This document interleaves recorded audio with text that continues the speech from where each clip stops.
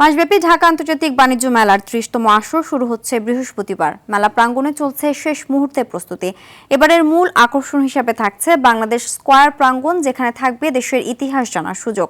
আনুষ্ঠানিক উদ্বোধন করবেন অন্তর্বর্তী সরকারের প্রধান উপদেষ্টা ডক্টর মোহাম্মদ ইউনূস।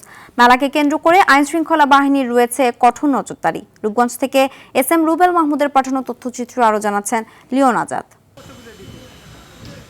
পূর্বাঞ্চলের Bangabandhu Bangladesh China friendship exhibition সেন্টারে চলছে ব্যস্ত কর্মযজ্ঞ। ঠুকঠাক শব্দে মুখর মেলা প্রাঙ্গণ। নির্ধারিত সময়ের মধ্যে অবকাঠামো নির্মাণ শেষ করতে অবিরাম কাজ করে চলছেন শ্রমিকরা। আমরা 14 তারিখ থেকে কাজ শুরু করছি। আমরা দিন রাত 24 ঘন্টায় কাজ করতেছি।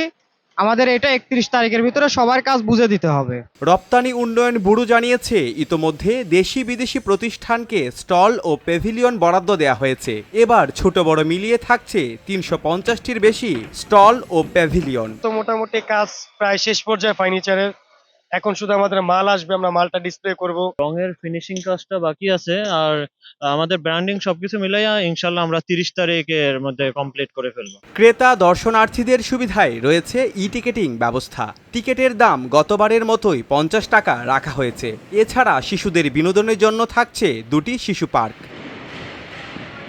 এবারের বাণিজ্য মেলায় 9 শতাধিক পুলিশ মোতায়েন করা হয়েছে বলে জানিয়েছেন সিনিয়র সহকারী পুলিশ সুপার। র্যাবের টহল টিম থাকবে, আনসার ডিপ্লয়মেন্ট থাকবে এবং আপনারা জানেন বাংলাদেশ সেনাবাহিনী এই সময় ম্যাজিস্ট্রেসি ক্ষমতা নিয়ে মাঠে আছে। তারা আমাদের নিরাপত্তা রক্ষায় সর্বোচ্চ সহযোগিতা করবে। আমাদের প্রায় 950 পুলিশ সদস্য 2 শিফটে সার্বক্ষণিক 24/7 এই বাণিজ্য মেলার ডিউটিতে নিয়োজিত থাকবে। দর্শনার্থীদের যাতায়াতের সুবিধায় এবারও বিশেষ বিআরটিসি বাস ও উবার সার্ভিসের ব্যবস্থা থাকবে বলে জানিয়েছেন আয়োজক কমিটি। Leone Azad, RTV।